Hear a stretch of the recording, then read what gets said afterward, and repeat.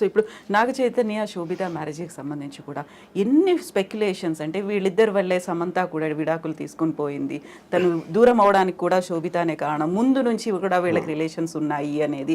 So రెండు రకాల వాదనలు, ఒకవైపు నాగ చైతన్య గురించి మాట్లాడే వాళ్ళు సపోర్ట్ చేస్తూ, సమంత గురించి మాట్లాడే వాళ్ళు సపోర్ట్ చేస్తూ, ఇదంతా ఓన్లీ వాళ్ళ సో ఇప్పుడు వీళ్ళందరూ కూడా they doing it for entertainment. ఆ ఇష్యూ అనేది కేవలం ముగ్గురికి సంబంధించింది, Chaitanya, Samantha and of course Sobhita garu. You know బయట వాళ్ళు మాట్లాడితే అందరూ మాట్లాడతారు. పొద్దున్న లేస్తే మనం మాట్లాడకుండా ఏంటి చేసేది? కొంతమంది ఇండివిజువల్గా మాట్లాడచ్చు, కొంతమంది మీడియాలో మాట్లాడచ్చు, కొంతమంది ఇందాక చెప్పారు కదా ఆవిడ స్వామి వాడేదో ఒక ప్రిడిక్షన్ ఇవ్వచ్చు, ఇలా రకరకాలు ఉండరు. అదంతా కూడా సోషల్ ఎంటర్టైన్మెంట్. డైరెక్ట్లీ ఎఫెక్ట్ అయ్యే పీపుల్ ఆ ముగ్గురే. ఆ ముగ్గురికి ఆ ముగ్గురు ఏమనుకుంటున్నారు మనకు తెలియనప్పుడు దాని మీద మీరు ఎంటర్టైన్మెంట్ కోసం చేయండి, మనకు సంబంధం లేదు. సో ఇప్పుడు నాగార్జున గారు మీకు చాలా క్లోజ్, పెళ్ళికి పిలిచారనుకోండి, వెళ్తారా?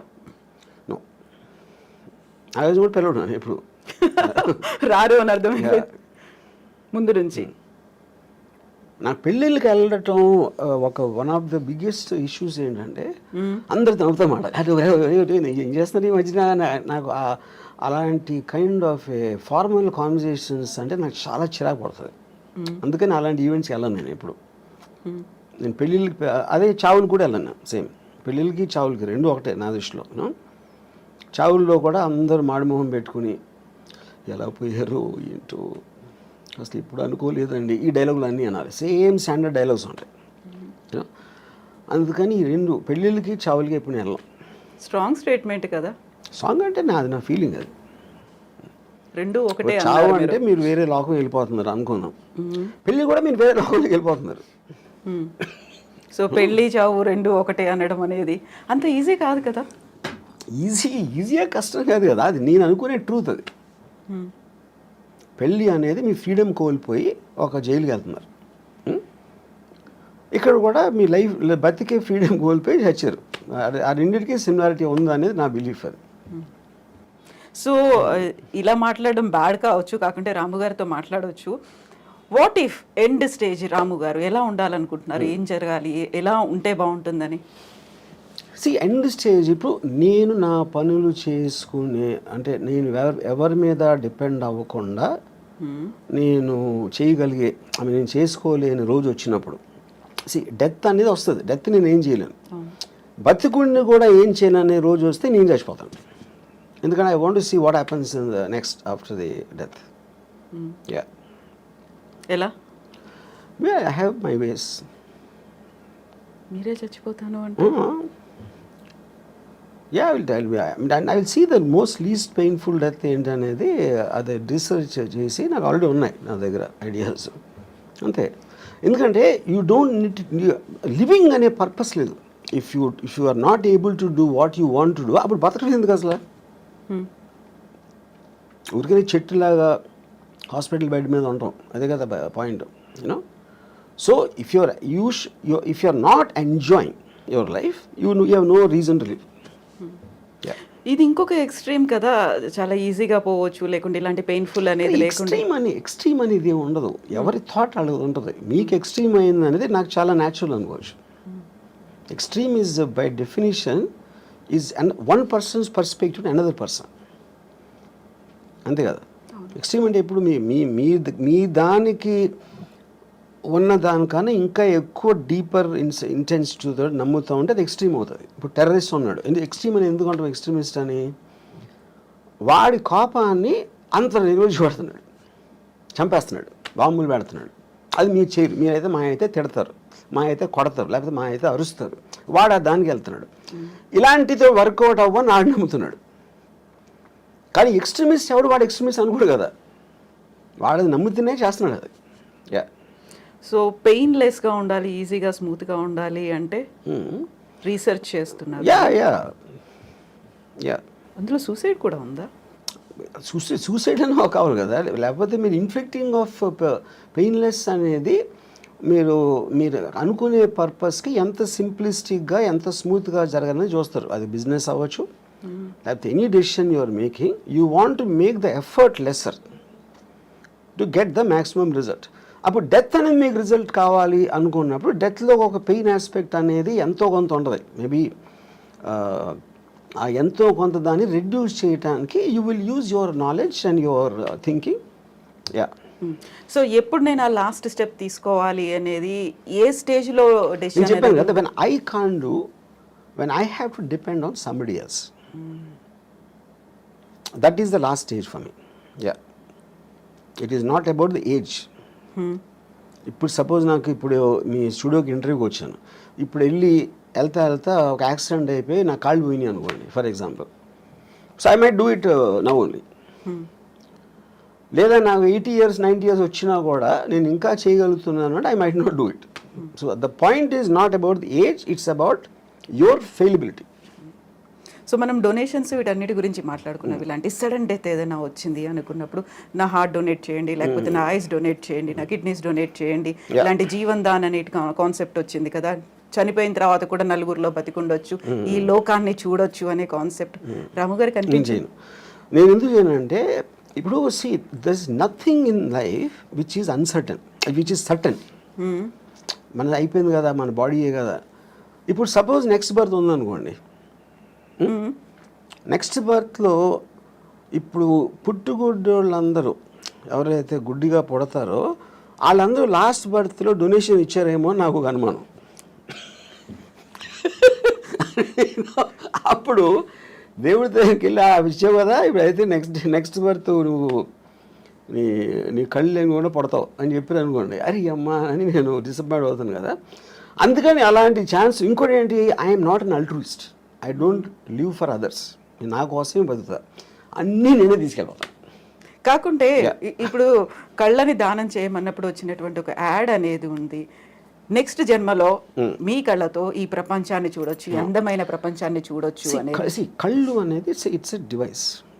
The only thing which perceives everything is the brain. బ్రెయిన్లో కూడా ఉన్న కాంప్లెక్స్ బ్రెయిన్ మ్యాటర్ కాదు కదా. దేర్ ఇస్ బ్రెయిన్ అనేది యాక్చువల్లీ ఒక ఎగ్జాక్ట్లీ మీ కళ్ళు రిజిస్టర్ చేస్తున్నాయి, దాన్ని బ్రెయిన్ పర్సీవ్ చేస్తుంది. Every kind of a sense you have, whether it is your hearing or whether it's your touch or your vision, all of them are functions of the brain, of the mind, which is a thought. And thought doesn't have form. So a thought అనేది మనకి ఇప్పటివరకు తెలియదు అదేంటో అసలు exactly what why does a bunch of thoughts and feelings should have a human body అనేది నా one of the biggest questions నాకు. So అప్పుడు అది దానికి లేనప్పుడు మనకు అంత అన్సర్ట్ అయినప్పుడు ఉన్నవన్నీ ఎందుకో మంచిదని తీసుకెళ్ళిపోవడం బెటర్ నాతోనే. అందుకని నేను డొనేట్ చేయను. దెన్ వాట్ అబౌట్ డబ్బు? ఇప్పటిదాకా సంపాదించిన డబ్బుని ఏం చేస్తారు మరి? అది మీతో రాదు. Of course see what ever might not have any value. నేను కూడా తీసుకెళ్ళాను కదా. అవును, తీసుకెళ్ళలేరు. నా బాడీ అంటే నేనేంటి మా అయితే నేను ఒక బిల్లు రాసి ఇక్కడ డొనేట్ చేయండి అని అలాంటివి చెప్పొచ్చు. అదే నేను డబ్బు కూడా చేయొచ్చు. అది చేయకపోయినప్పుడు they will send me as it is. But money and this మీరు చెప్పకపోయినా సరే it will rightfully go to whatever the legal aspect of the hereditary laws ఏదైతే ఉన్నాయో దానికి వెళ్తుంది. So I'm not in control of that. నేను బతికున్నప్పుడే ముందే నేను అనుకుంటే ఇస్తాను, అది ఎలా చేస్తారు కదా, చాలా మంది చేస్తారు. వాళ్ళు దానాలు ఇవ్వచ్చు, ఎవరికో రాసేయచ్చు, ఏదో చేస్తారు. Anyway that happens. సో ఇప్పటిదాకా మీరు ఏ దానము చేయలేదు, చెయ్యరు కూడా అస్సలు? బ్లడ్ డొనేషన్ దగ్గర నుంచి నెవర్. సి నా ఇష్టం వచ్చిన వాళ్ళకి నేను I will give money. General పీపుల్కి నేను they have to have some connection to me. If they are in need మిమ్మల్ని అడిగారు అంటే, if they are in need మిమ్మల్ని అడిగారు ఆ టైం అంటే నాకు వాళ్ళ మీద ఫీలింగ్ బట్టి అడిగారు కాబట్టి ఇవ్వడం అనేది ఉండదు. అంటే ఇప్పుడు సపోజ్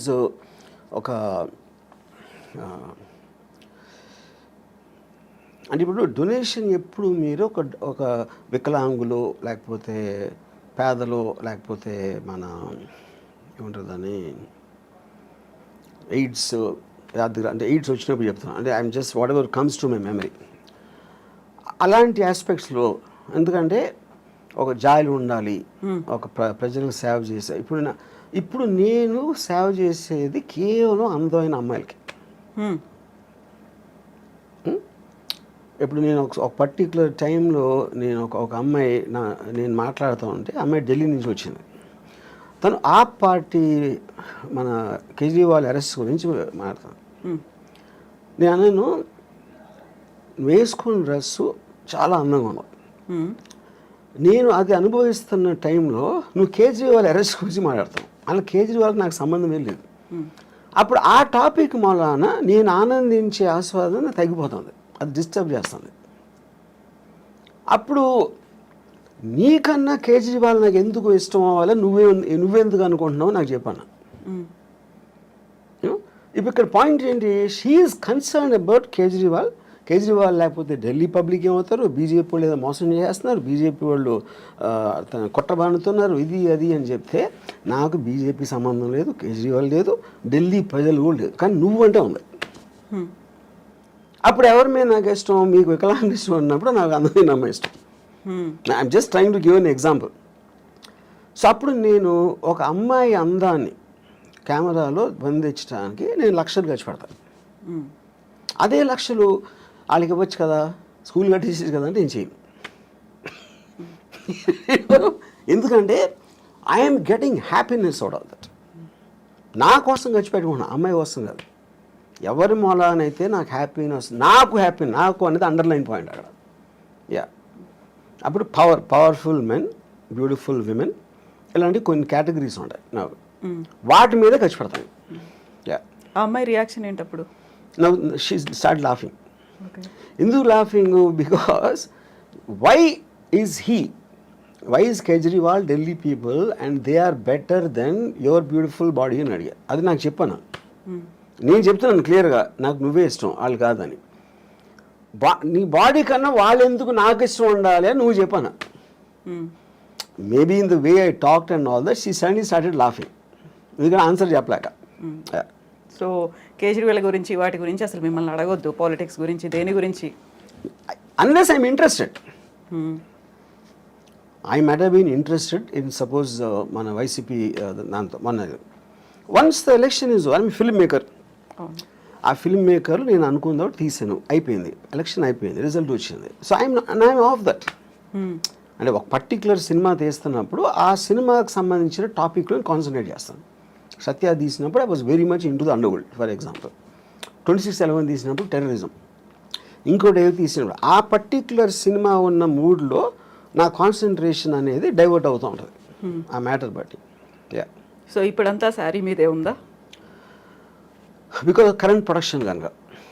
యా, ఆ తర్వాత మళ్ళీ ఆ మూడ్ మారుతుంది, మారచ్చు.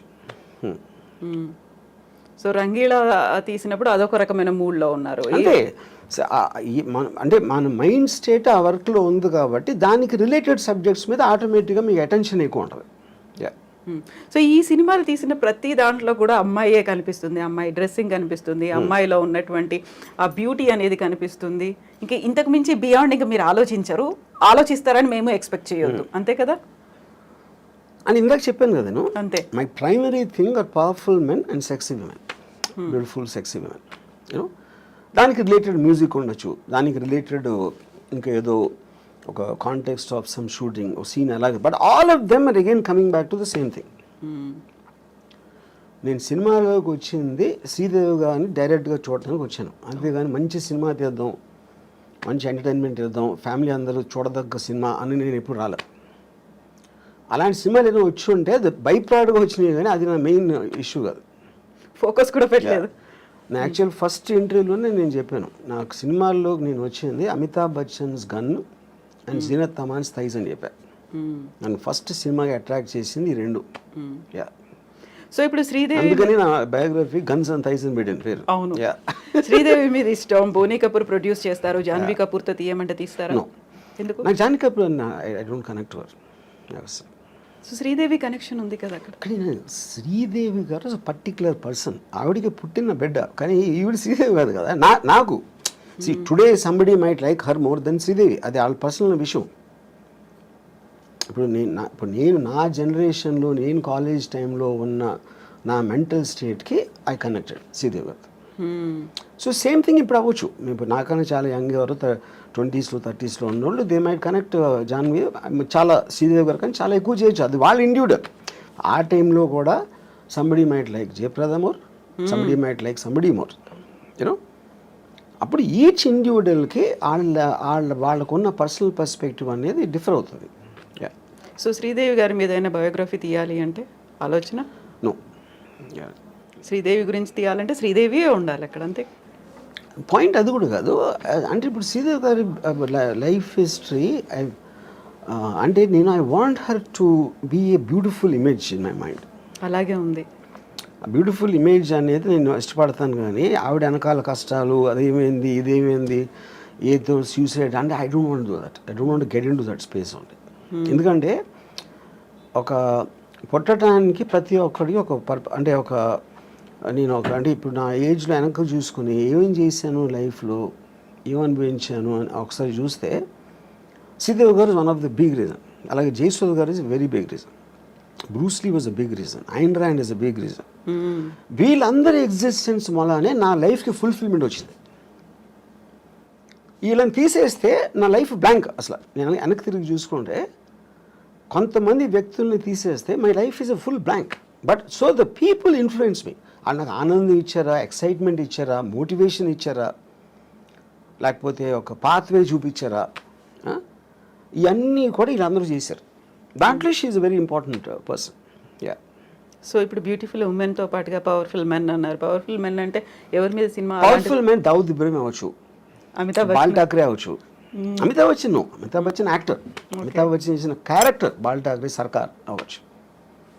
లేకపోతే అంటే ఇట్ ఈస్ ఎవరో పోలీస్ ఆఫీసర్లు, ఎవరో gangsters, terror, Osama bin Laden అవ్వచ్చు. All of them interest me. Yeah. Pawn stars అవ్వచ్చు. ఇవన్నీ చూసాము. కిమ్ గురించి కావచ్చు, జిన్పింగ్ గురించి కావచ్చు, పుతిన్ గురించి కావచ్చు, ఇలాంటి మూవీస్ కూడా వస్తాయా? పవర్ఫుల్గా ఉన్నారు. డిపెండింగ్ ఆన్ అంటే ఆ పర్టిక్యులర్ మనిషిలో ఉన్న డ్రామా బట్టి.